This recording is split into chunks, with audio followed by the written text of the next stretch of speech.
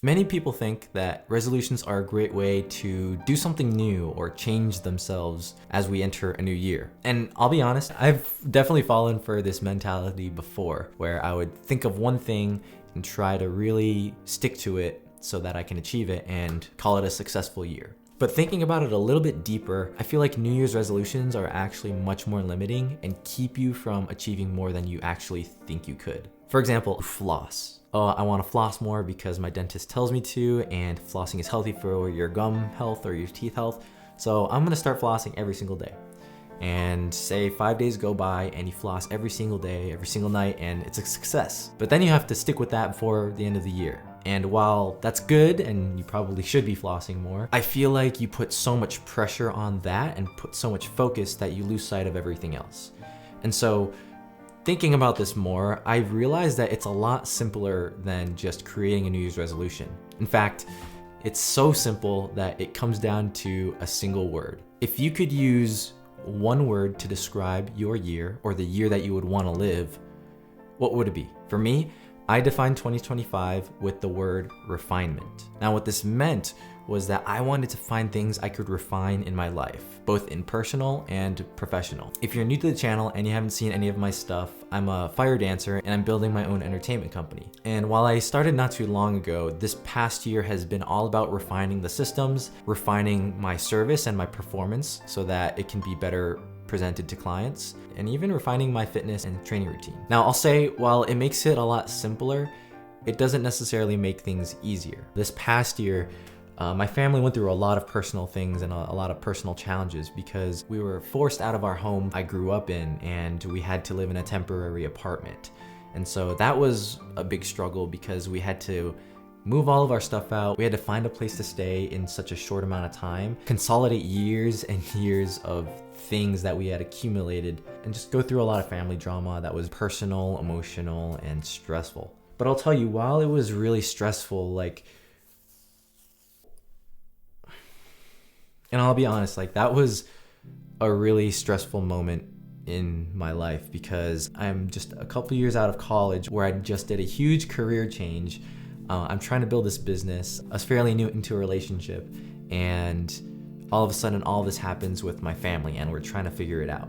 And while I could have thought of it in a negative way, which I'll be honest, I did at times, I thought back to my word of the year. How is this refining my way of life? Yes, that was all stressful, and yes, I had to deal with a lot of things personally, but on the other end of that, I was able to refine my lifestyle and my family's lifestyle by a brand new slate. We were able to find a new home. It's a lot nicer than our first home. In my previous home, I barely had any space to work in. I lived in a super tiny room, and I was trying to sleep there. I was trying to make it a workspace where I can make videos, which was really a struggle. But now, because of the move, I've been able to have a bigger space for myself, and I can make it a lot nicer and really invest in myself to make it the way I want it to look. And so that was a way for me to actually refine my personal life. Now, it may not necessarily be this big. That was definitely a bigger example, but this could also mean in smaller things like, how am I refining the way I go about my finances? How am I investing? How am I saving? How am I spending both for myself, my family, and for my girlfriend? How am I refining my relationships? How am I refining myself and the way I communicate with people? How am I refining the way I work out and catering it into something very specific that works just for me? How am I refining my business goals? And how am I refining my direction that I want to go in the future? And so having this single word, refinement, allowed me to apply it into different aspects of my life, rather than just coming up with a New Year's resolution for one specific thing, trying to do it for a couple days, probably failing too, trying to get back at it throughout the year and then calling it a day. You set yourself up for more success when you have a wider range of things that your resolution or your word could apply to, versus being so specific that everything else kind of just goes on a whim. New Year's are a way of starting fresh with a new mindset, a new perspective, and really trying to grow from the previous one. So that's why I feel like having a single word really harnesses that power to grow. It just really sets yourself up to think about things in a different way. For me, the way I want to define 2026 is with the word presence. As I've been able to refine my systems, myself, my direction, all of these different things in 2025, I want to really be able to build a presence on my YouTube, on my socials, with clients that I perform for, business partners, and just really putting myself out there in the fire dancing community, really just putting myself out there so I can build new connections, build relationships, and really make myself known across different domains. While that's all work related, in terms of my personal life, I want to be more present with my family. I want to be more present with my girlfriend and with my friends. I want to be present for people that I care about, and to be there and to make my presence known, that I'm around and that I'm not a hermit trying to work all the time. Because I'll be honest, that's definitely me at times. I have these like little sprints where I'm just, no one can know where I'm at. I just want people to know that I'm around and that I'm here to make my presence known.